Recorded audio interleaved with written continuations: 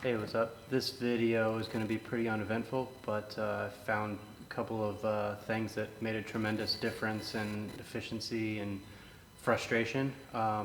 This isn't specific to the ProHub dynos. It really will work with anything, but it's made a huge difference and might be something worth checking out. So I was just setting this Camaro up and figured I'd show off a couple of things that I've changed up to make my life a little bit easier, and you can adapt these into your own day-to-day routine as well. But basically, the first thing I changed is the dyno came with a wireless keyboard that had a really nice, not the traditional style mouse where you sort of slide your finger over the pad, but it had like a ball that you roll. It's pretty hard to find in a wireless keyboard.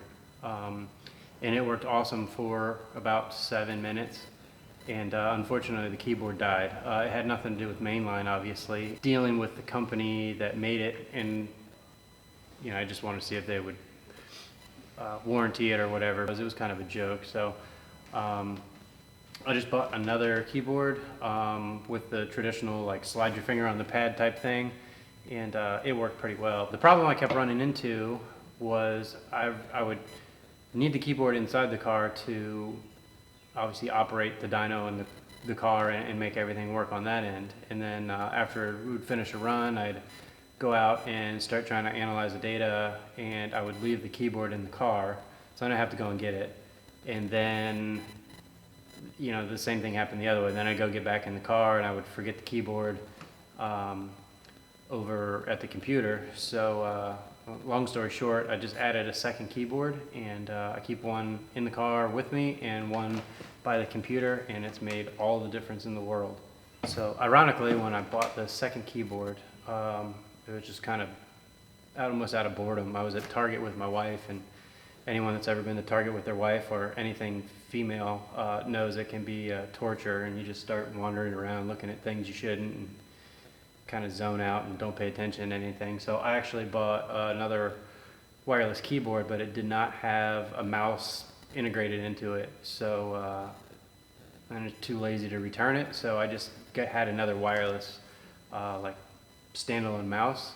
And it actually turned out to be an awesome mistake, because using the keyboard with a wireless mouse at the computer is so much better than using the crappy thing on the keyboard. So again, not very exciting, but it made all the difference in the world as far as making everything usable. And there's nothing worse than climbing into a car with some ridiculous roll cage to realize you forgot the keyboard and have to turn around and hop back out to get it and bang your head into the cage and everything else. So adding a second keyboard, I highly recommend it. All right, and the second thing that I did, actually I didn't even buy anything. I just had some stuff laying around here that happened to work perfectly for it.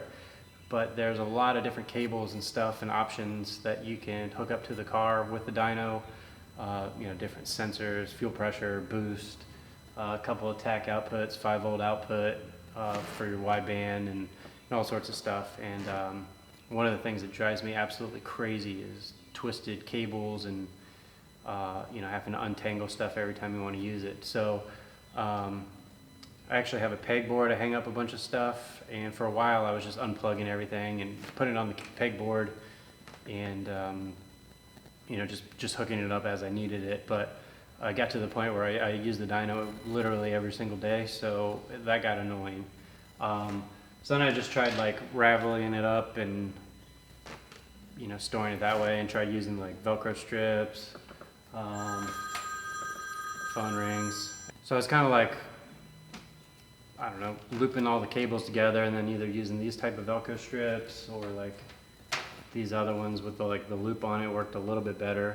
But it still was a pain in the ass, and they're so light and stuff that the fan turns on and they blow away, or some sort of a high power car, everything just flies around everywhere. So that got old.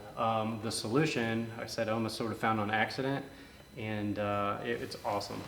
So it's kind of I don't know, looping all the cables together, and then either using these type of Velcro strips or these other ones with the loop on it worked a little bit better. but it still was a pain in the ass. And they're so light and stuff that the fan turns on and they blow away, or some sort of a high power car, like everything just flies around everywhere. So that got old. The solution, I said, I almost sort of found on accident, and it's awesome. So basically, just these style of clamps. It gives you the ability just to wind the cable up and clamp it on, and then when you use it, you just pop it off, put it back, it doesn't go anywhere. It's the 5-volt output for the wideband I made.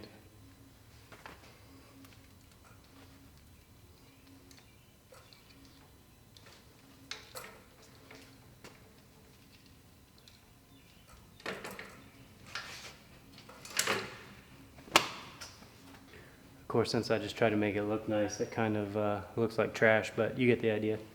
And I have no idea what these cost. It's just a plastic piece of crap. I mean, probably $1. And it saves so much time looking for Velcro and just untangling stuff and whatever else. So, like I said, this video is going to be pretty uneventful, but hopefully, you know, maybe you find some sort of a use for these, or gives you some ideas to simplify things and not have to deal with like the same pain in the ass problems over and over again. So